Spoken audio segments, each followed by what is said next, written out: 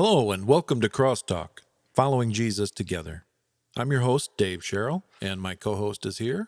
I'm Kevin. Merry Christmas. So in this episode, we are going to talk about books, and we're a couple of book nerds, but we'll try to dial it down a little bit so that you can benefit from it, we hope. So let's just jump into the questions. One of them that we want to touch on is there is no shortage of books published every year. How do you go about deciding which ones you're going to spend time with, Pastor? I divide books into four categories. Think of a square, and that square has four quadrants. They use the same diagram for lots of things in the world. So the lower left quadrant is going to be books that I don't think are written well or are very helpful, and I don't particularly like or have an interest in. Um, that's probably the obvious one. I generally avoid reading books there. So for me personally, that's a whole lot of, just because it's a New York Times bestseller or the newest, coolest thing on christianbook.com. Most books end up there for me. I just have no interest. I don't think they really contribute anything original. Doesn't mean they're bad books, but not my books. The opposite corner, though, you might think of it as the upper right corner of the square, are books that I think are written well, books that are on a topic I want, and maybe even are still challenging. So, not necessarily just books that, oh, I know I'll agree with that, but instead books that really do bring a good challenge while also being on a topic that I want. Um, those are probably the rarest that combine both of those attributes well. Any given year, that's going to be, in my top, say, 3 to 5 books will be those.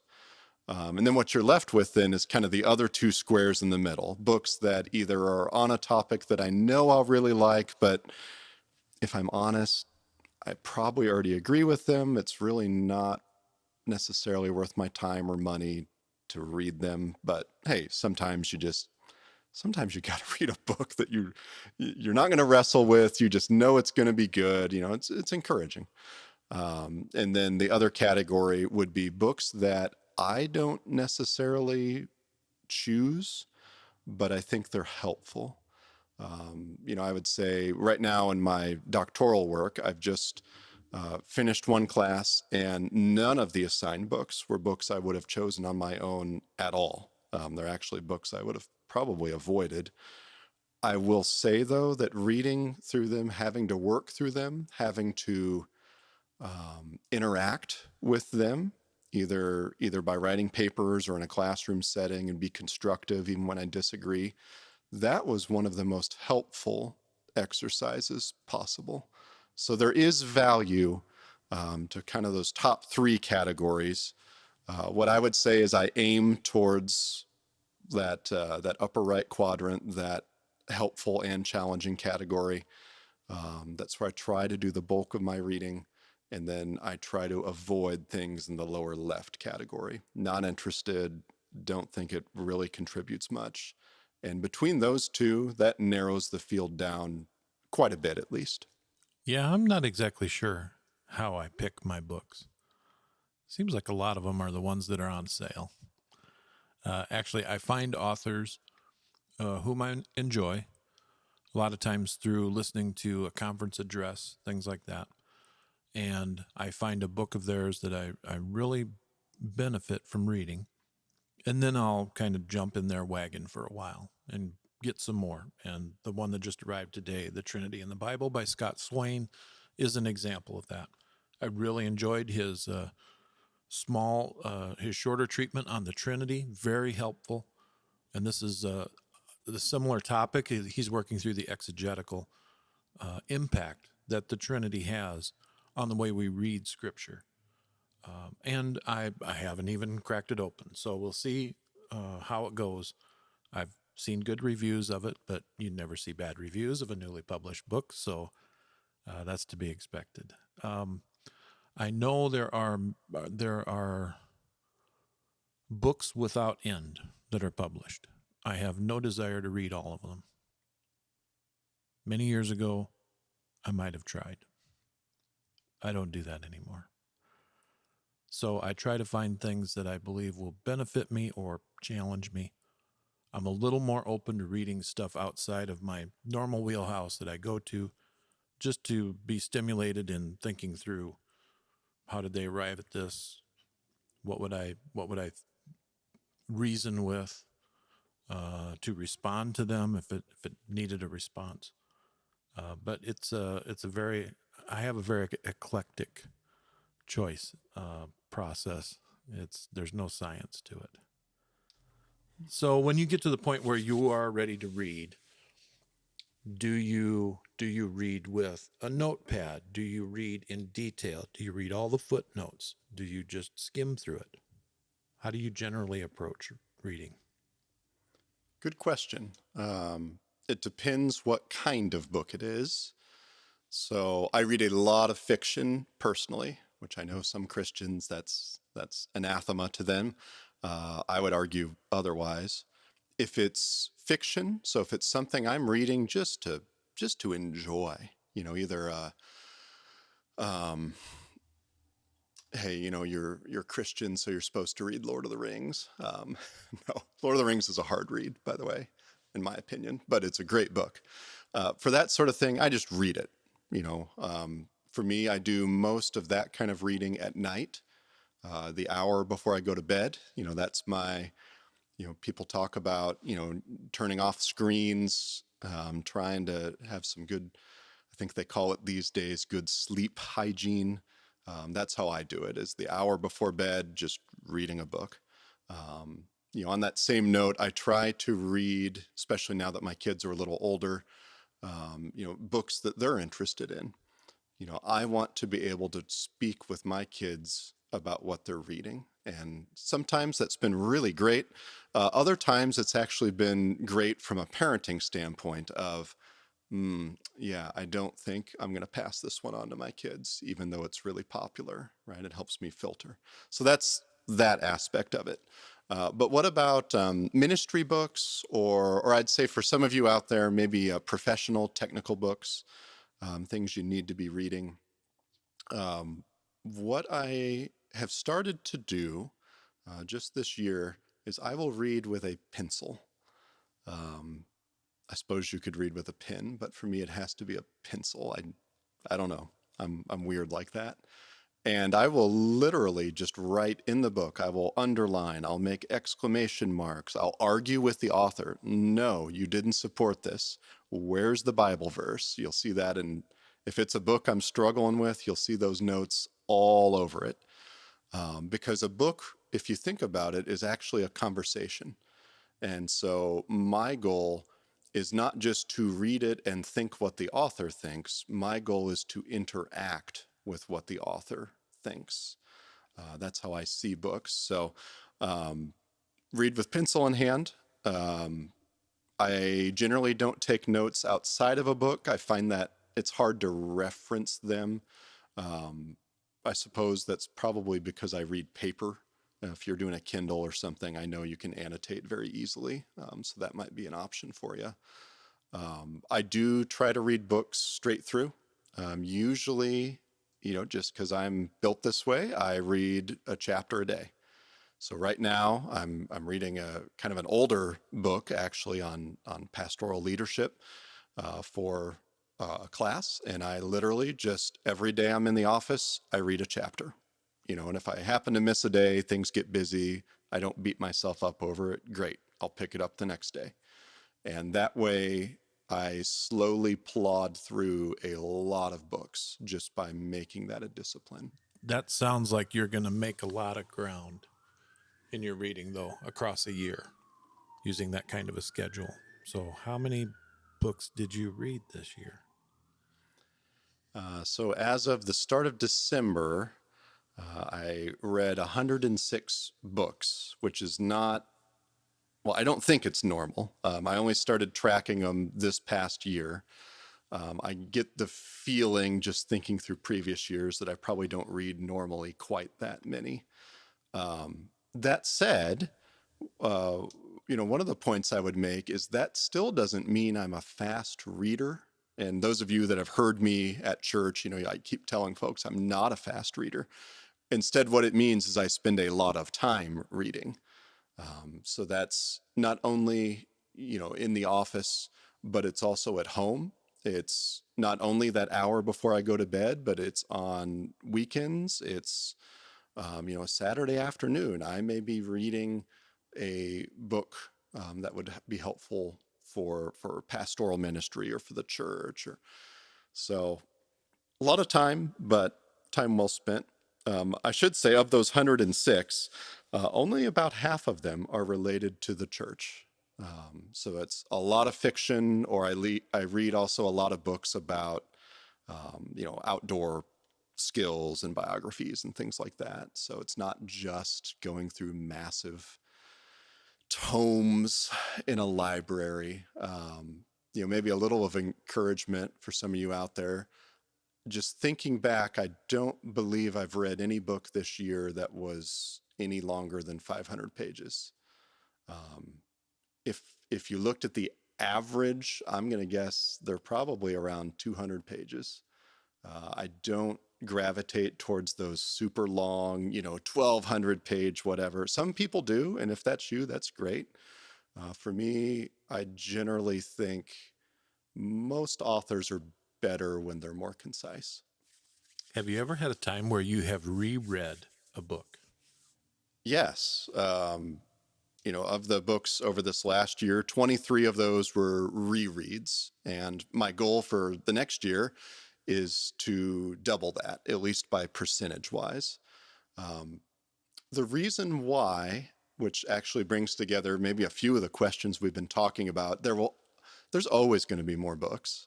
Always. I mean, even Solomon talks about this in the Bible, of the making of books, there's no end. And the other thing I've realized is Christian publishers, and I would single out Crossway and Banner of Truth here, have become great at marketing those books. I mean, really, they are well written and edited. They have attractive covers. They're printed on nice paper. Um, you know, you're always going to want more books. But what I came away really thinking after this year, to go back to the number of books I've read, is maybe that's too many. Maybe we need as a culture and as Christians, and I need as an individual, to be careful that books don't turn into kind of a respectable idol. Because what happens is we end up reading all of these books, but we never go all that deep with any one of them. And so I've made it a goal personally to do a few things. One is to read more books than I buy. So, that's just very simply, hey, over the course of a year, if you're going to buy 10 books, you need to be reading more than 10 books. We don't just always want to buy more and have them on our shelves. These are tools that's meant to be useful. Then the other thing is I also want to reread more books than buying new unread books. And the reason for that is I think there's a lot of wisdom from previous generations that we're missing if we only read what's current in the here and now. C.S. Lewis has a great article about this called On the Reading of Old Books. And he makes the point of, it's not that folks in the past were any smarter, they're not, but their problems are not our problems. And so, in some ways, they have perspective that we need. And we're going to miss that if we only read people swimming in the same waters, the same culture as we do. So, do you make it a priority to read older books or newer, or do you try to balance them in some way? In the past, so I would say prior to this year, I really had this urge to be kind of keeping current, would be the way that I would say it, and the way I'd always heard it spoken of. Oh, you need to read these new influential books that are coming out. People are going to be talking about them. You need to be able to interact with them. And I mean, I don't mean to be offensive or dismissive. I know there's some very popular Christian social commentators who make that argument. I don't find that it's true, though. I find that very, very few people are ever asking me, hey, did you read the new one that came out by, whatever author? That's incredibly rare for me. Maybe other folks, different context, you have different coworkers. Maybe for you, that's a little different. But um, I think it's exhausting just to try and keep up with what's current. So now this year, and you're seeing a little bit of that switch, and then I aim to do more next year. I'm really looking to, before I buy any book, say, okay, this probably, unless it's something like technology or COVID, this is not a new topic under the sun, whatever this is. Someone has written on this before.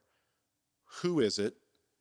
Did they write something that I should be reading instead of whatever the newest, hottest book is?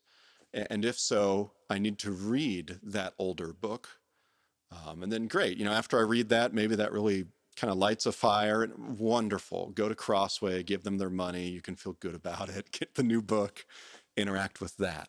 But I do think looking back to some of the classics in the Christian faith would be very healthy for us as Christian people. So if you were on the prowl, someone gave you a gift card to go buy some books. How do you decide what to get? Where do you go? What do you look for? What do you refer to? It's a broad question, but I think one that I and you as well, Dave, can really help folks with. Um, what I would say is look for a book that will both challenge and encourage you.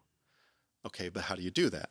All right, well, I'm just going to, right now, I'm not going to talk fiction. We could have a wonderful conversation on that, but that's a much broader topic. So I'm going to talk just your Christian life. Um, and of course, I know, you'd say it doesn't need to be said, but it does. This would be reading over and above your scripture reading. Um, that is one thing I want to emphasize is you can read 106 books a year if you are not getting into God's word regularly. And since I read daily, that I do believe, at least for me, means daily, then your priorities are wrong. We should be reading the scriptures more than other books. But given those realities, here's what I would say is, where do you need to grow? Take a honest look in the mirror of your spiritual life and say, what am I not all that strong on? Maybe even what do I not gravitate towards? Maybe I am the sort missions is great for those people who are called as missionaries. That's not for me. Good for them. Okay, well, for you, you might need to be reading a book on missions and or evangelism. Challenge yourself a little. We live in a world that is one giant echo chamber, which is to say, everyone wants to affirm and reinforce each other's thoughts of, oh, how great we are in this, and you're so wonderful. And there is a huge role for encouragement, and I think the church should be a part of it. At the same time, when we disconnect, when we unhitch that encouragement from God given challenge, I think we become bloated. We become self serving. So find something that will challenge you in a good way, help you to grow, at least help you to think. Yeah, the old mind is a muscle, and you need to exercise it to keep it strong. And active reading can certainly help to strengthen that. Do you have any resource like websites or publishers that you go to when you're curious about? Is there something written on this? Yeah. Let me start with publishers. I would say, and I'm not paid to say this. I'm not compensated by any of these folks. Two publishers that I generally trust would be Crossway probably best known for publishing the English Standard Version Bible, but they are a major Christian book publisher as well. They do a good job of vetting their authors. They don't just publish whatever they think will sell or be the new New York Times bestseller. And I appreciate that. Doesn't mean that you don't have to be discerning. Of course you do. But it does mean generally, if they've published a book on the topic, it'll at least be helpful. The other one I would add is it's called the Banner of Truth Trust. They publish some newer books, but generally the bulk of what they do is books from people who are long dead and gone. Um, if you're familiar with me at all, you know that J.C. Ryle is a massive influence on my life. They publish all of his printed works, so they're very helpful for that. Where do you buy books? That'd be kind of the other half of this question. It used to be that you'd go to a Christian bookstore.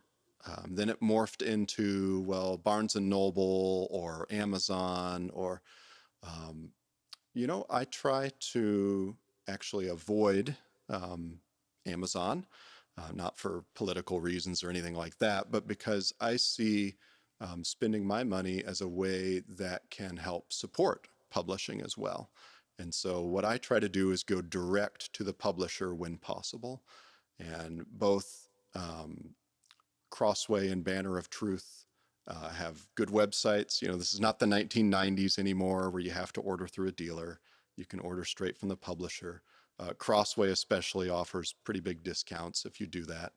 But if not direct from them, or if it's from a different publisher, Westminster Bookstore, so WTSbooks.com, is a well-established, reliable, good bookstore. Obviously, christianbooks.com is kind of the elephant in the room. They're sort of the Amazon equivalent for vaguely Christian books. I say vaguely because, frankly, there's a lot that they sell that is not sound, but nevertheless, they have a good selection. Those would be a few good resources.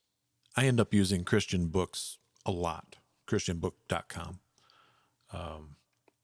They do offer a broad selection, and a lot of it I'm not interested in at all. In fact, it's probably dangerous. Some of the material they sell would not be healthy for your faith, but they do have good academic resources. They do they do offer things that wouldn't necessarily be found in a local bookstore if they still existed, and yet the prices are affordable.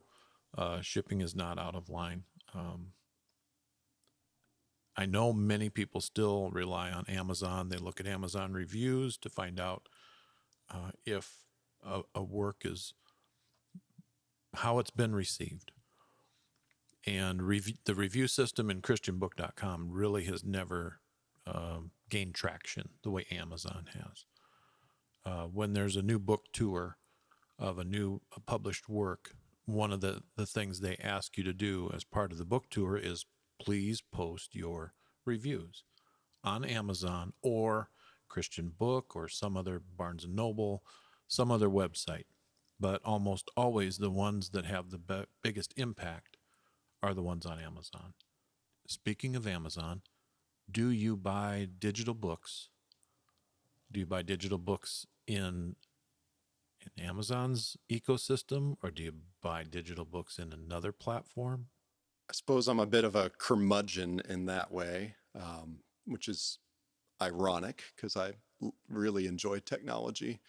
Uh, I have found that for me, reading paper hard copy books is actually more helpful than reading something off a screen.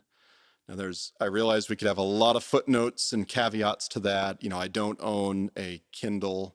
And by Kindle, I mean the e-ink Kindle reader. I don't mean the Kindle Fire, which is basically just an entertainment tablet.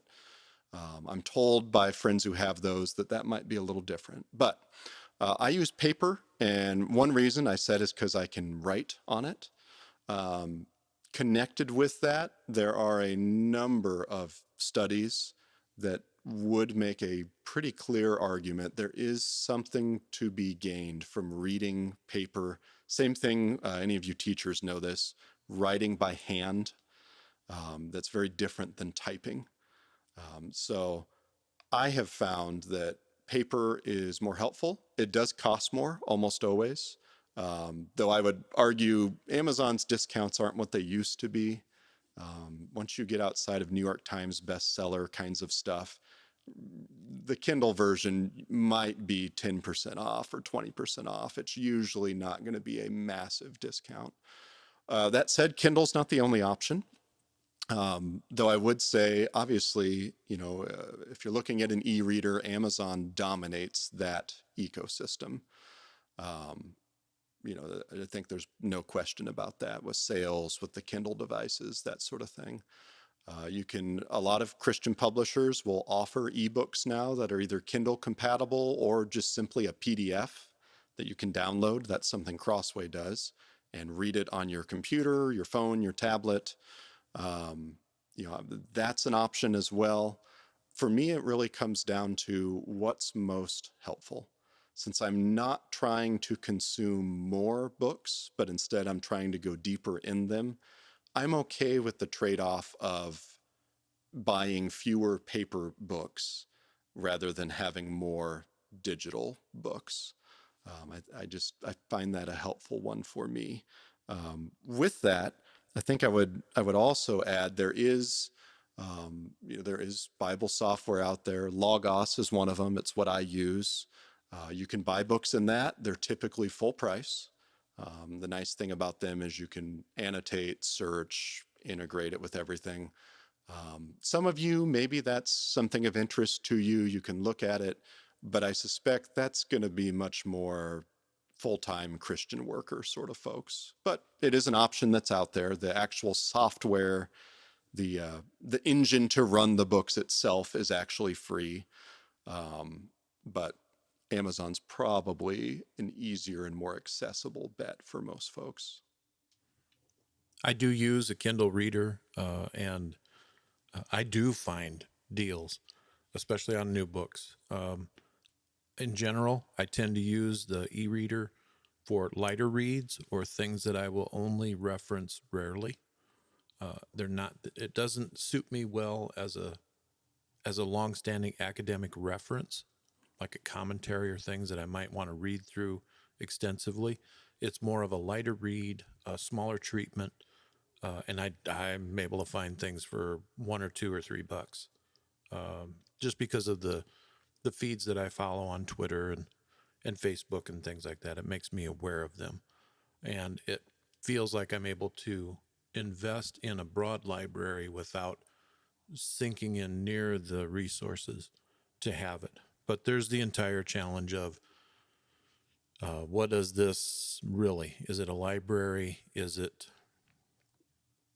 a cloud? Is it a smoke? Is it a vapor? Will it disappear overnight? And it could. Uh, those kind of things can happen with books if a fire happens. But in general, when you have a book, you have it and you can pass it on and all those kind of things. With these digital collections, that's not really an option.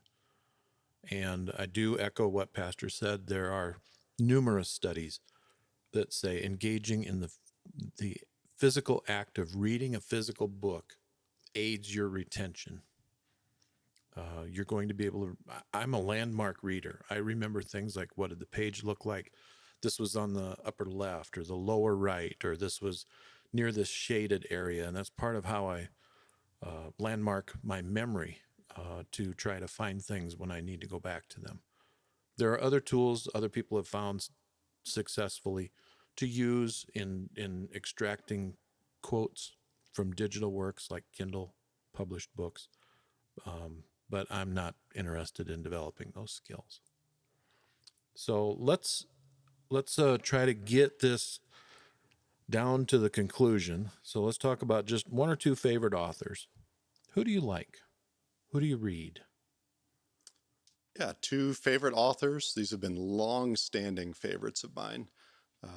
D.A. Carson, so Don Carson, who is or I should say was. My understanding is he's kind of semi-retired now.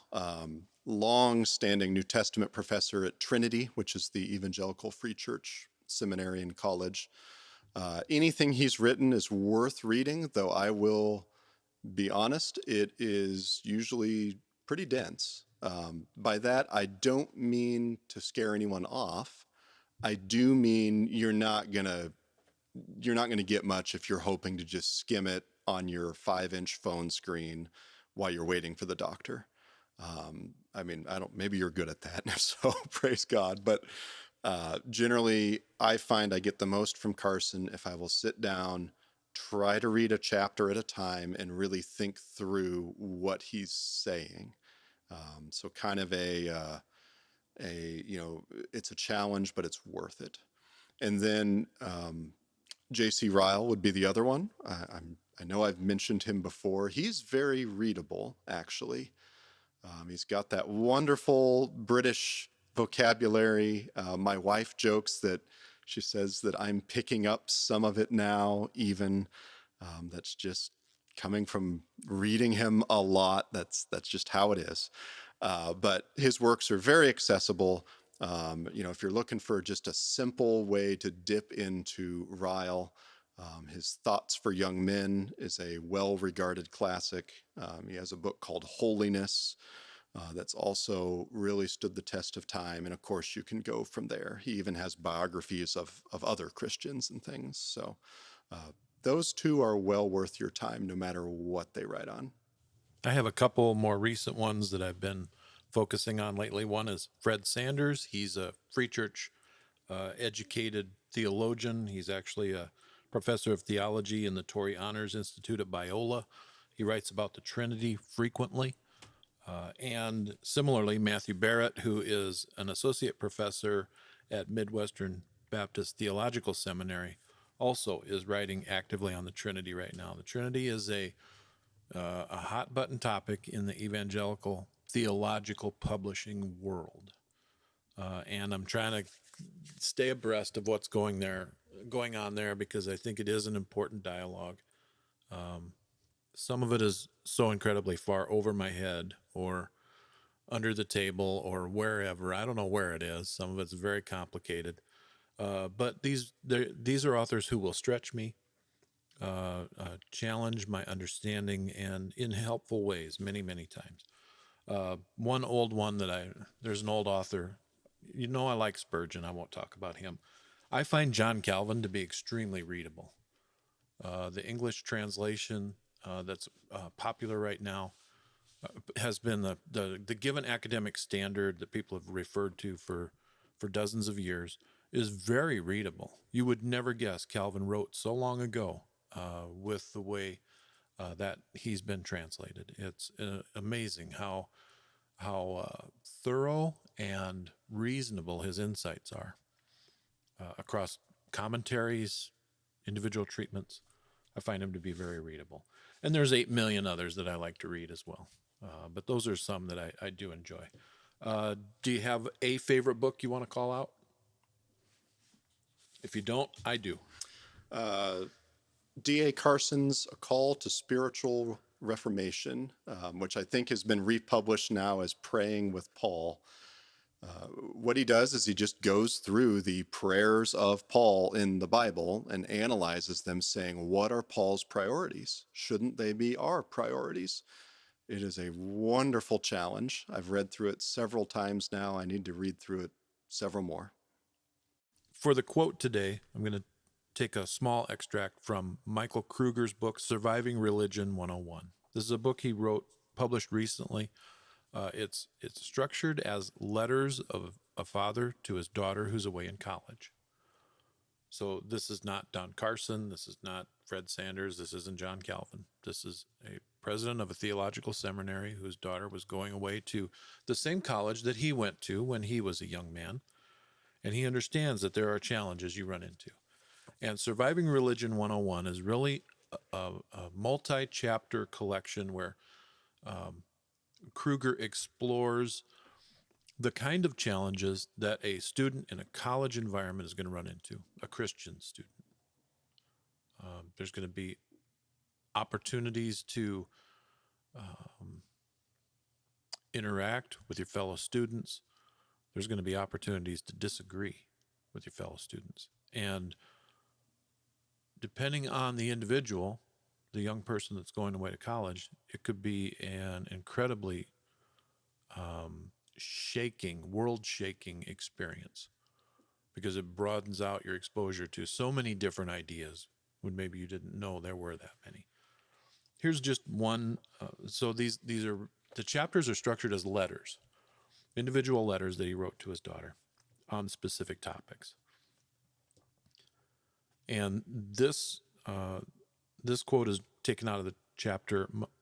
My Christian morals are viewed as intolerant. Shouldn't I be more loving and accepting? And here's what he writes. Here's one tip for your conversations with your fellow students. When discussing morality, don't get sidetracked by arguing over only individual behaviors and whether they are right or wrong. There may be a time to debate things, but keep the focus of the conversation on the bigger or more foundational questions. How do you know whether any behavior is right or wrong? Where do morals come from in the first place? So that's just one helpful quote. It's a way for a theologian dad to try to help his Christian daughter navigate the incredibly challenging the world that she encounters in college. And I thought that was a very helpful thing. Any last comments, Pastor? Yeah, I would encourage you, whoever you are, whoever's listening, you are a reader. I realize you may never have gone to seminary. You may never have gone to college. You might not have even graduated high school. But I suspect if you're able to navigate the internet and found this podcast, you are able to read. And so I think one of the challenges, if you're a Christian, is to realize that we are a people of the book. You know, you think, how does God communicate to his people? Isn't there something important in the fact that it's ultimately the written down, inspired, inerrant scriptures? Right? Christians are to be readers. Doesn't mean you have to read a lot, but give yourself to this. This is part of what it will look like to grow in Christ. I don't offer that as any sort of Pharisaical command, but simply as this is a practice that I believe the Lord will bless you with, because I've seen how he has blessed me and many others through, first and foremost, his word, but then also good books. So I would just leave it with that. Pray, ask for wisdom, ask the Lord to give you a desire and a want to, and watch how he grows you. We're very interested in hearing your ideas, your questions about books. I hope this has been helpful for you. You can find us online at freechurch.us. Leave a comment or a question on any of our posts. We will get back to you. If you want recommendations on something to read, if you want thoughts on something you have read, we would be happy to engage with you to help you in pursuing this discipline of reading, in addition to reading your Bible. That was a great point. Thanks for listening. This has been Crosstalk, following Jesus together. May God bless you.